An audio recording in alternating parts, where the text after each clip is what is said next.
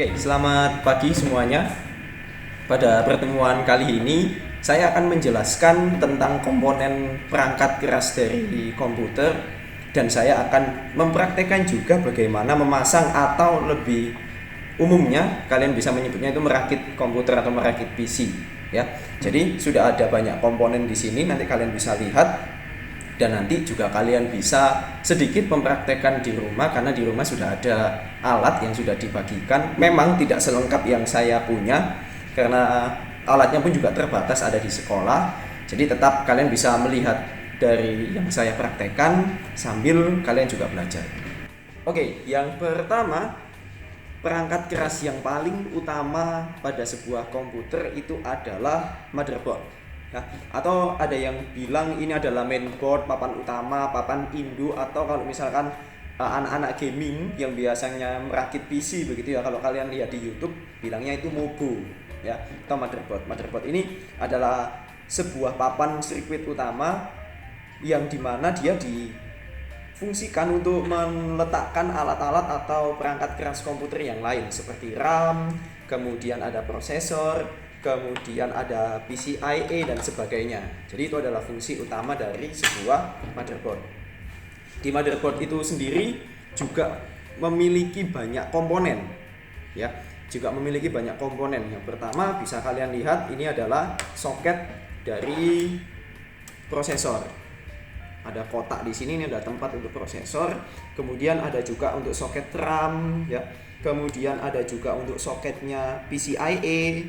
Lalu ada juga bagian sini biasa disebut dengan back panel, bagian belakang dari sebuah biasanya sebuah CPU ya, CPU gitu ya. Jadi ini adalah back panel.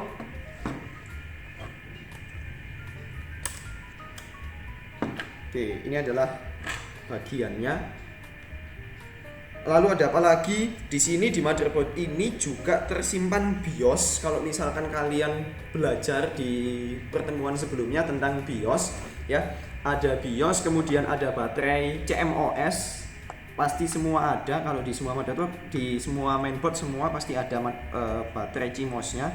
Baterai CMOS ini berfungsi untuk memberikan daya ke motherboard supaya tetap menyimpan pengaturan utamanya, pengaturan seperti hari, tanggal, kemudian waktu, kemudian detail dari setiap komponennya ini apa, itu disimpan di BIOS-nya.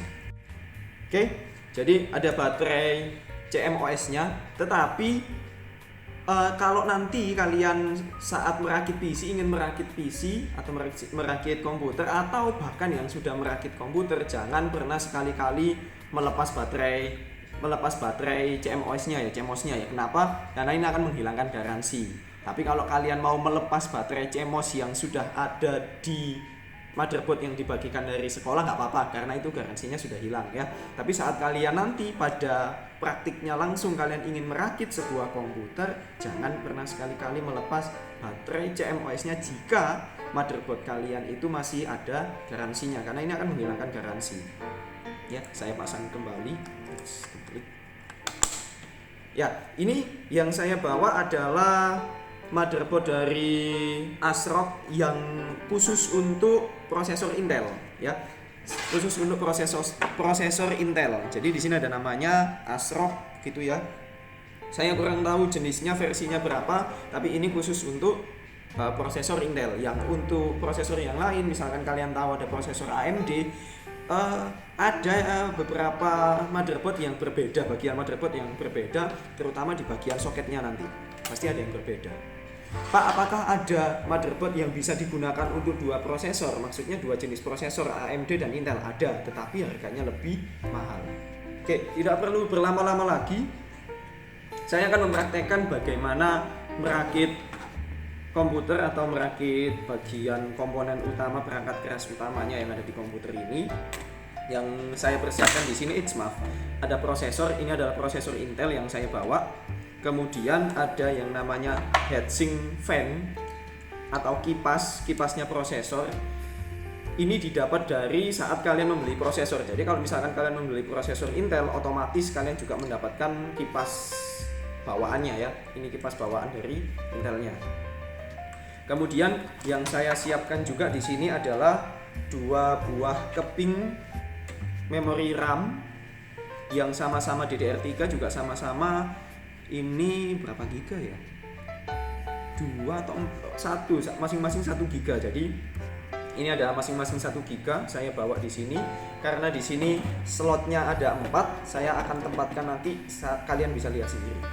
Kemudian apalagi yang saya siapkan? Saya menyiapkan 1 buah PCIe untuk WiFi wireless karena tidak semua motherboard itu ada WiFi-nya ya.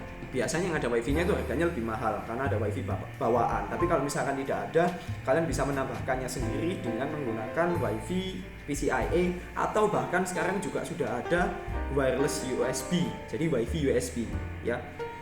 Kemudian saya juga menyiapkan 1 buah hard disk. Di sini hard disk Seagate saya siapkan yang kapasitas 500 GB. Lalu saya siapkan kabel SATA yang saya gunakan untuk menyambungkan antara hard disk ke motherboardnya.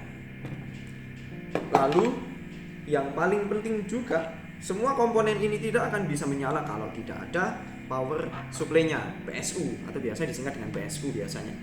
Ya, PSU di sini saya bawa yang 380 watt merek Simbada. Saya nggak promosi ya, tapi memang ini mereknya Simbada. Kemudian yang terakhir saya juga menyiapkan sebuah thermal paste. Fungsinya thermal paste itu untuk menjaga kondisinya si prosesor agar tidak cepat panas. Ya, menjaga kondisi prosesor agar tidak cepat panas. Karena kalian tahu sendiri, semakin banyak digunakannya prosesor maka juga semakin istilahnya semakin cepat panas. Sama seperti otak kalian ya. Prosesor ini kan otak dari sebuah komputer. Kalau otak kalian itu kalian gunakan berlebihan akan cepat panas, pusing seperti itu. Itu efeknya. Maka supaya tidak terlalu pusing prosesornya, kita siapkan pendingin yaitu thermal paste. Oke. Lalu kita akan mencoba untuk merakit komputernya, merakit dari sebuah PC-nya. Langkah yang pertama adalah memasang prosesornya. Ya, ini ada soket, jadi menempatkan prosesornya itu ke soketnya ini. Caranya tinggal membuka, pembukanya itu dari samping ini ya, jangan dari sini, akan kesulitan. Jadi membukanya itu dari samping karena sudah ada ini tekanannya, jadi ditekan ke bawah, lalu ditarik sedikit, lalu diangkat. Nanti otomatis terbuka. Kemudian tinggal diangkat begini, soket penutupnya akan terbuka. Itu cara membuka soket prosesornya. Lalu kalian ambil prosesor kalian siapkan. Yang harus kalian perhatikan saat memasang prosesor ke soketnya, jangan asal meletakkan, jangan asal diletakkan begini, kemudian kalian tutup, kalian kunci, jangan. Harus mengikuti aturannya. Aturannya bagaimana? Kalian lihat panah yang terdapat pada prosesor dan juga soketnya, ya. Di sini ada panah kecil bentuk segitiga. Kalian bisa lihat di sini bentuk segitiga, ini adalah panahnya. Lalu kalian lihat di bagian soketnya itu kelihatan ada panah di bagian ujung soketnya ini, itu ditempatkan. Jadi karena ujung panahnya ada di sebelah sini, maka saya menempatkan prosesornya pun juga begini. Oke. Ya, menempatkannya seperti itu. Baru kalian tutup, kalian kunci. Kalau sudah prosesor ditempatkan seperti ini, kalian ditutup dulu, jangan diapa-apakan, ditutup dulu, baru kuncinya diturunkan ke bawah. Nanti penutupnya otomatis mengikuti arah dari kuncinya, ya. Jadi tinggal ditutup, lalu kuncinya memang agak berat saat diturunkan, tinggal dibengkokkan sedikit ke sini, lalu dimasukkan di bagian bawah kuncinya. Otomatis terkunci dengan sempurna. Yang harus kalian perhatikan juga tadi sebelum mengunci ya, pastikan kondisi prosesornya itu tidak goyang saat disoket. Jadi benar-benar mancep begitu, karena mengikuti panahnya. Ya, mengikuti panahnya pasti mancep seperti ini, baru ditutup dan dikunci. Begitu. Setelah ditutup, dikunci prosesornya, yang selanjutnya memang ada beberapa orang langsung menutupnya dengan heatsink fan, tetapi kalau ingin menjaga kondisi prosesornya lebih dingin saat digunakan nanti, kalian bisa menambahkan dengan thermal paste. Karena saya sudah siapkan di sini, saya akan berikan thermal paste di bagian prosesornya.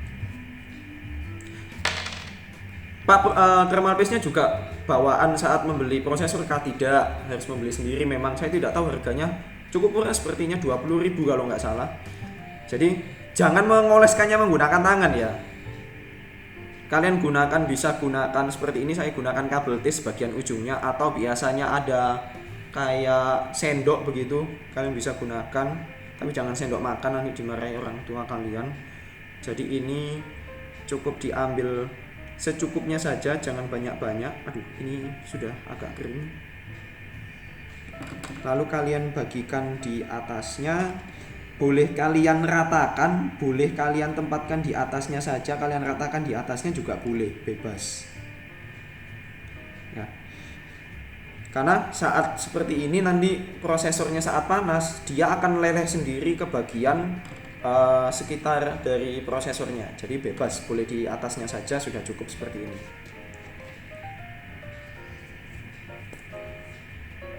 Setelah prosesornya sudah diberikan thermal paste di atasnya, sekarang kita tutup dengan heatsink fan ya. Heatsink fan ini kalian cari posisi yang pas dengan kabelnya ya. Kabel ini harus menancap di bagian port yang ada di motherboardnya ini. Karena di motherboardnya ini posisinya ada di sini, kalian bisa lihat ya. Kalian bisa lihat di sini ada tulisannya CPU fan ya. CPU fan ini adalah port yang digunakan untuk menancapkan kabel dari heatsink fan-nya ini ya. Jadi posisinya di sini, kabelnya ada di sini seperti ini. Kalian saat menempatkan harus mencari sumber terdekat ya. Jangan seperti ini, misalkan kayak seperti ini. Ini akan terlalu jauh dan kabelnya ini nggak nyampe. Jadi cari yang terdekat. Bisa seperti ini. Karena ini bisa nancap. Ya. Kemudian kalau sudah tahu sumber terdekatnya, posisinya sudah tahu, tinggal ditancapkan. Ini ada ada bagian penguncinya, kalian tempatkan di bagian lubang-lubang yang sudah disediakan, ada 4. Biasanya juga ada yang menambahkan thermal paste itu ke bagian heatsink fan-nya supaya sama-sama mendinginkan begitu ya. Jadi di bagian prosesor itu didinginkan, di bagian fan-nya pun juga didinginkan. Oke, selanjutnya adalah memasang heatsink fan ya. Jadi heatsink fan ini digunakan untuk menjaga suhu dari prosesornya agar tidak cepat panas, heatsink fan. Lalu untuk memasang heatsink fan tinggal meletakkan bagian kunci-kunci ini 1 2 3 4 dimasukkan ke dalam lubangnya ini 1 2 3 4 sama. Lalu juga harus menempatkan posisi kabel powernya heatsink fan ini di bagian motherboard. Kalian harus melihat bagian motherboard di mana panel yang digunakan untuk menancapkan heatsink fan-nya ini. Kalau di sini ada, di sebelah sini ada tulisannya CPU fan, berarti ini adalah tempat untuk menancapkan power dari heatsink fan-nya. Posisinya di sini. Berarti kita harus mencari tempat yang pas, jangan sampai kejauhan posisi kabelnya. Kalian bisa menempatkannya kemanapun, bebas, kanan kiri atas bawah, karena sisinya ini sama. Hanya tinggal mencari posisi yang pas untuk kabelnya. Karena kabelnya ada di sini, maka saya menempatkan posisi heatsink fan-nya itu seperti ini. Sebentar, ini tinggal diangkat dulu. Oke, kalau sudah ini dimasukkan, jadi bagian putih ini dimasukkan, bagian putih sampai bunyi cetik seperti itu tadi. Kemudian di sini oke, di sini oke. Sip.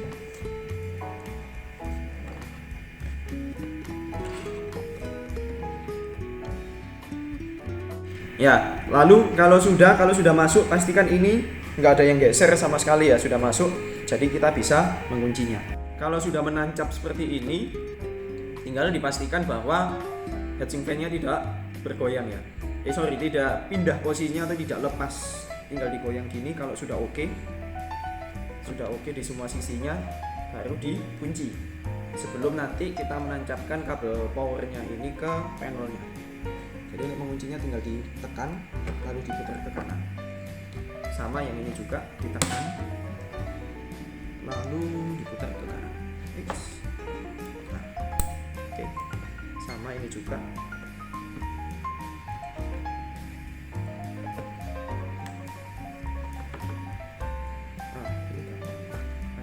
Ada yang susah. Oke. Nah, oke. Sudah terkunci semua. Ini malah lebih rapat kalau sudah dikunci, nggak goyang-goyang. Nah, kalau sudah, tinggal ditancapkan bagian power dari heatsink fan-nya ke sini. Melihat ini ya, posisinya ya, kan ada 4 titik, juga di sini. Lalu ada bagian garisnya ini yang digunakan untuk menahannya di sini. Jadi menancapkannya seperti ini. Oke, sudah jadi. Ini adalah tampilan dari motherboard yang sudah terpasang prosesor atau otaknya dan juga heatsink fan-nya. Seperti ini.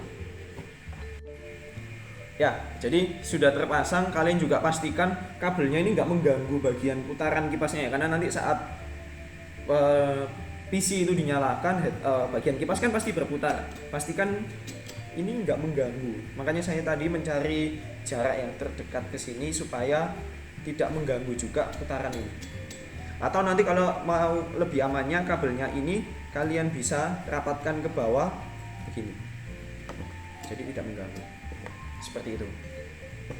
Lalu yang selanjutnya kita akan memasang RAM ya. RAM di sini saya ada 2 keping RAM. Kalau misalkan kalian punya lebih banyak ya lebih baik, karena penyimpanan RAM lebih banyak ya memang lebih baik sih, tapi juga disesuaikan dengan kebutuhan saja. Kalau kebutuhan kalian merakit PC nantinya hanya untuk mengerjakan tugas, maka beli RAM yang ukurannya secukupnya saja.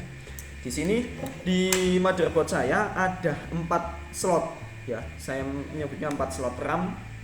Kemudian saya juga mempunyai 2, Pak. Kalau misalkan saya punya 4, saya pasang semuanya, boleh silakan. Yang harus kalian pastikan adalah melihat kapasitas dari motherboardnya. Kalau di sini motherboardnya itu adalah kapasitas dari RAM-nya itu adalah DDR3, maka cari RAM-nya juga yang DDR3. Ya, cari RAM-nya yang DDR3. Tujuannya untuk apa? Supaya bukan seperti malfungsi. Jadi kalau misalkan kalian beli yang DDR2, kalian tempatkan ke motherboard yang DDR3, malfungsi, nggak berfungsi RAM-nya itu. Jadi beli yang sama jenisnya. Lalu untuk kapasitasnya juga disesuaikan. Pak, apakah beli RAM itu 2 gigaan saja cukup? Berapa kapasitas RAM yang saya butuhkan? Kembali lagi tergantung kebutuhan. Kalau nanti kalian gunakan untuk, biasanya ada teman-teman yang suka ngegame, suka ngerakit PC untuk ngegame, berarti beli RAM yang agak gedean, biasanya ukuran 8GB begitu ya, atau bahkan 16GB. Pak, kalau saya cukup untuk kerjakan tugas Microsoft Word, Excel untuk browsing, ya beli yang cukup 2GBan saja atau 1GBan saja, tergantung, bebas. Lalu, Pak, di situ ada 4 slot RAM. Kalau saya hanya menempatkan 2 saja boleh. Ya, asalkan saat kalian membeli RAM jangan dengan jumlah ganjil. Maksudnya jumlah ganjil bagaimana, Pak? Saya ada 4 slot RAM, saya cuma gunakan 1. Boleh, Pak? Boleh. Tetapi kalau kalian punya 2, gunakan dua-duanya. Pak, kalau saya punya 3 boleh? Boleh. Alangkah lebih baiknya tapi kalau misalkan alangkah lebih baiknya kalau kalian gunakan 2 saja. ya. Slot ketiganya tidak usah digunakan. Kalau misalkan mau menggunakan lagi, lebih baik beli RAM lagi untuk menggunakan keempat slotnya. Seperti itu. Jadi lebih efisien saat penggunaannya. Dan juga saat kalian menggunakan membeli RAM, usahakan kapasitasnya itu sama semua. Misalkan kalian mau membuat RAM-nya itu ukurannya 8 GB, maka beli RAM dengan kapasitas masing-masing 4 GB-an, ya, 4 kali 2. Jangan 422, jangan seperti itu. Ya, 4 GB, 2 GB, 2 GB, jangan seperti itu. Kenapa? Karena efisiensi penggunaan lebih baik menggunakan dengan jumlah yang sama. Kalau misalkan memang mau menggunakan 8, ya lebih baik 44. Kalau mau menggunakan 4 GB, lebih baik 22. Kalau mau menggunakan 16 GB, lebih baik 88, seperti itu seterusnya, ya. Itu. Kemudian yang terakhir, saat kalian memasang RAM, gunakan slot yang bersilangan. Jadi misalkan saya menggunakan 2 RAM ini, satu di sini dan satunya di sini. Ya. Tujuannya apa? Sama seperti yang tadi saya bilang, supaya efisiensi penggunaan slot RAM itu juga nanti berpengaruh pada kinerja PC kalian. Seperti itu. Oke, setelah itu untuk memasangnya cukup cukup dimasukkan seperti ini. Jadi dibuka dulu kuncinya, ya. Posisi kuncinya jangan tertutup seperti ini, tetapi harus terbuka seperti ini. Baru dilihat garisnya di sini. Kalau misalkan garisnya tepat tinggal dimasukkan, tetapi tadi kan saya kebalik seperti ini, nggak tepat nih posisi garisnya, dibalik dulu, hadapnya dibalik dulu, dimasukkan seperti ini, tinggal diklik, nanti otomatis akan terkunci sendiri, ya. Lalu kemudian yang kedua, untuk RAM yang kedua sama, ya, saya masukkan, tadi saya bilang dilompati satu slot. Saya gunakan slot yang ketiga, tinggal jadi. Lalu Pak, terus ada 2 slot kosong dong. Ya, kalau misalkan kalian punya lagi RAM tambahan, ya nggak apa-apa. Tapi kalau nggak ada, ya nggak usah, nggak apa-apa. Cukup 2 RAM ini yang digunakan. Pak, ngitungnya slot 1, 2, 3, 4 itu dari mana sih Pak? Saya juga nggak tahu sebenarnya, ya. Jadi wes anggap aja yang paling dekat dengan prosesor itu slot 1, 2, 3, 4. Seperti itu. Itu adalah proses pemasangan RAM seperti ini, sudah terlihat. Jadi sudah ada 3 komponen, ya, yang sudah terpasang, yaitu prosesor, heatsink fan, dan juga RAM. Seperti itu. Ya, sudah terpasang 3 komponen. Sekarang selanjutnya adalah memasang power supply atau tempat dari sumber listrik, ya. Sumber listrik dari perangkat komputer itu adalah power supply. Power supply tampilannya seperti ini dengan banyak kabel. Nanti akan saya jelaskan fungsinya. Kemudian di bagian belakang ini digunakan untuk kabel power. Jadi kabel power nancap ke sini. Kabel powernya nanti nancap ke sini, lalu dimasukkan ke sumber listrik. Lalu saat saat power supply itu sudah masuk sumber listrik, jangan pernah sekali-kali memegang power supply ini dengan tangan kosong, bisa nyetrum, ya. Jadi biasakan gunakan alas, entah sarung tangan atau kain saat kalian memegang power supply ini dalam kondisi komputernya menyala. Oke. Saya geser ini sebentar. Lalu saya jelaskan kabel-kabelnya. Di sini ada 3 ukiran kabel. Yang pertama, di sini ada kabel dengan jenis 24 pin, ya. 24 pin. 24 pin itu nanti akan diletakkan pada bagian pada bagian motherboard yang ini 24 pin, ya. Lalu ada 4 pin. Jadi ada 2 kali 4 ada 8 pin yang nanti akan masuk ke bagian prosesor yang ini. Oke. Di sini ada 8, Pak. Apakah ada power supply yang ini langsung 8 pin? Ada, sebenarnya memang ada langsung 8 pin. Jadi ini langsung langsung menggabung seperti ini ya. Jadi ada yang terpisah seperti ini, ada yang tergabung langsung. Beda-beda memang. Ini 24 pin, ini 44. Kemudian ini tadi digunakan untuk memberikan daya pada motherboardnya secara keseluruhan. Kemudian ada juga bagian yang digunakan untuk memberikan daya pada komponen yang lain. Komponen yang lain itu apa, Pak? Di sini ada yang digunakan untuk memberikan daya listrik ke hard disk atau SSD, ya, HDD atau SSD yang dengan tipe SATA seperti ini. Itu sumber listriknya dari power supply juga.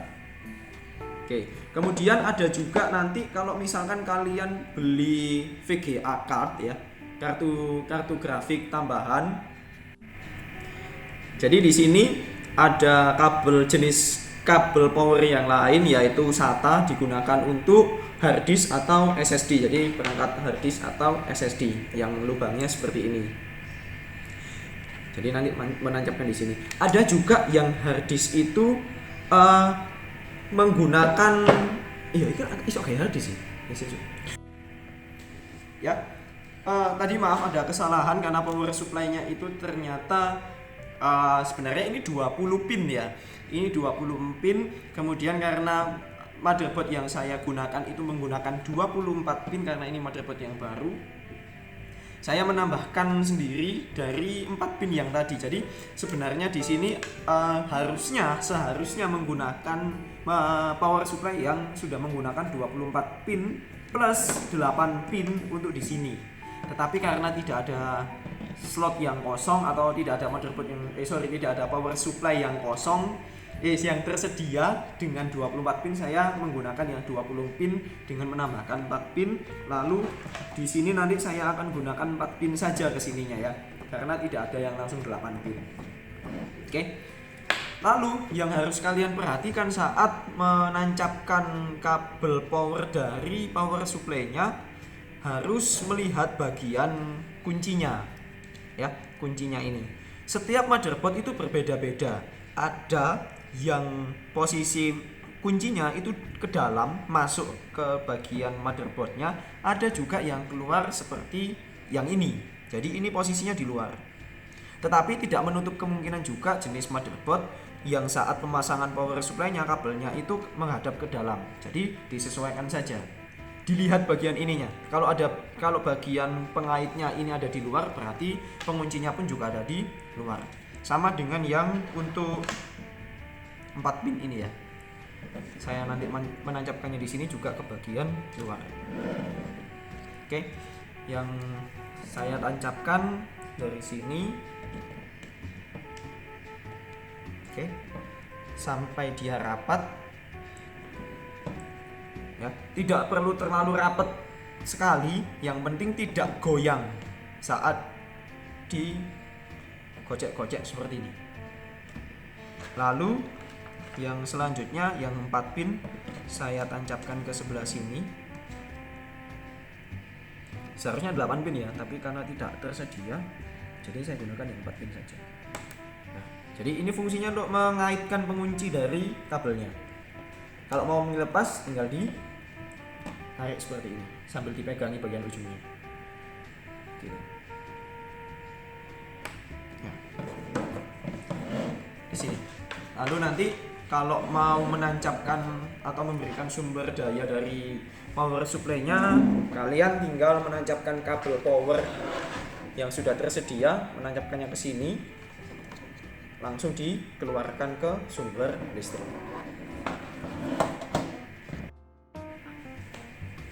Kalau sudah, sekarang komponen yang selanjutnya adalah hard disk, atau kalau misalkan ada yang punya SSD ya bebas. Tapi karena di sini saya gunakan hard disk dengan jenis port itu SATA. Ya. Port SATA di sini menggunakan 2 kabel. Yang pertama kabel SATA yang digunakan untuk proses datanya dari hard disk ke motherboard, dan juga kabel power dari power supply-nya ke hard disk. Karena sebenarnya hard disk ini bekerja kalau ada sumber listrik. Ya, jadi hard disk seperti ini menggunakan sumber listrik dari power supply-nya. Kalau misalkan ada yang tanya, Pak, lalu bagaimana dengan hard disk eksternal? Hard disk eksternal kan bisa menyala hanya dengan USB. Ya, memang karena kalau kalian tahu hard disk USB itu sudah mengaliri listrik. Jadi ada sumber listrik di kabel USB. Ya, kalau kalian tahu, ya makanya kenapa kok mengecas HP itu menggunakan kabel USB, karena USB itu ada aliran listriknya. Ya, jadi kalau hard disk eksternal yang sudah menggunakan USB itu juga sudah include antara data dan juga sumber listriknya. Sedangkan kalau jenis seperti ini harus menggunakan dua kabel karena ini adalah jenis SATA. Ya, kabel dari hard disk ke mainboard atau ke motherboard dan juga kabel untuk powernya. Jadi untuk ini saya akan menancapkan kabel SATA-nya di sini di bagian ini ya, ada bagian kecil di bagian sini. Tinggal ditancapkan seperti ini karena juga gampang dilepas.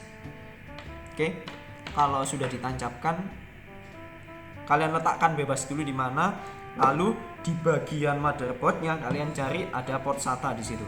Di sini ada 1, 2, 3, 4, 5, 6 bebas. Kalian mau gunakan yang mana? Yang manapun sama saja ya.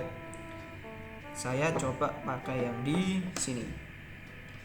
Pak, apakah ini berpengaruh dengan kecepatan datanya? Enggak juga, sama saja karena semua SATA itu kecepatannya sama. Oke, kalau sudah nancap seperti ini. Ini sudah nancap. Di sini juga sudah nancap.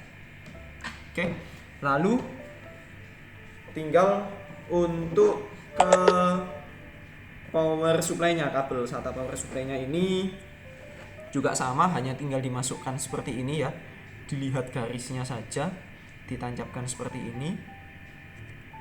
Beres. Oke. Jadi ini sudah terpasang. Lalu yang terakhir saya akan menambahkan kartu PCI di sini. PCI ini sebenarnya kartu tambahan saja. Kalian boleh menambahkan, boleh tidak. Kenapa? Karena memang tujuannya itu bukan komponen utama memang. Karena di sini ada slot PCIe dan slot PCI. Fungsinya itu juga berbeda-beda. Fungsinya itu sama, hanya portnya yang berbeda-beda. Portnya berbeda-beda karena jenisnya juga berbeda begitu ya. Di sini bisa kalian tambahkan untuk kartunya WiFi. Jadi kalau misalkan di motherboardnya nggak ada WiFi-nya, bisa menggunakan kartu tambahan. Atau misalkan kalian ingin menambahkan kartu grafis VGA, itu nanti ditempatkan ke bagian PCIe begitu ya. Lalu kalau misalkan ada yang tanya, Pak, apa sih bedanya PCIe dan PCI? Kalau PCIe memang model lebih baru. Kalian bisa cari di internet apa perbedaannya, karena saya tidak akan menjelaskan, nanti terlalu panjang juga. Jadi saya di sini hanya menancapkan bagaimana proses menancapkan atau memasang kartu tambahan PCI ini ke motherboardnya. Di sini saya menggunakan PCI untuk wireless, untuk WiFi. Ya. Jadi diletakkan di bagian PCI ya. Jadi yang PCI itu ada yang di bawah. Ini yang PCIe. Perbedaannya apa? Nanti kalian bisa cari sendiri. Jadi untuk memasangnya tinggal kalian lihat di sini. Ini ada bagian garis, kalian masukkan di sini.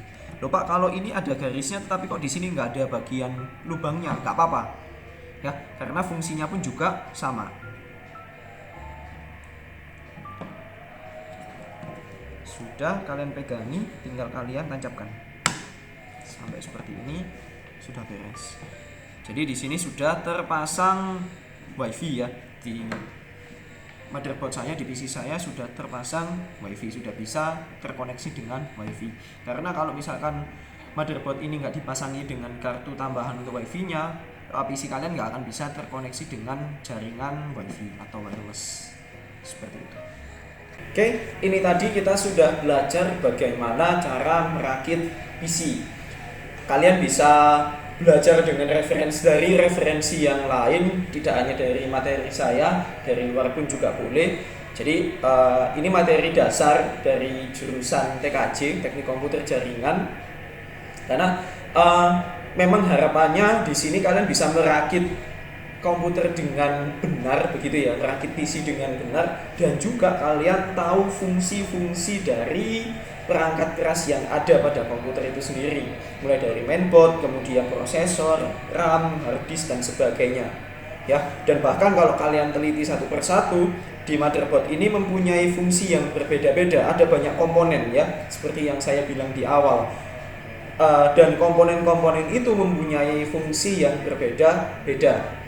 Ya, jadi untuk pertemuan hari ini cukup sampai di situ. Untuk tugasnya nanti akan saya jelaskan pada Google Classroom apa yang harus kalian kerjakan dengan motherboard yang sudah kalian pinjam atau yang sudah dipinjamkan oleh sekolah.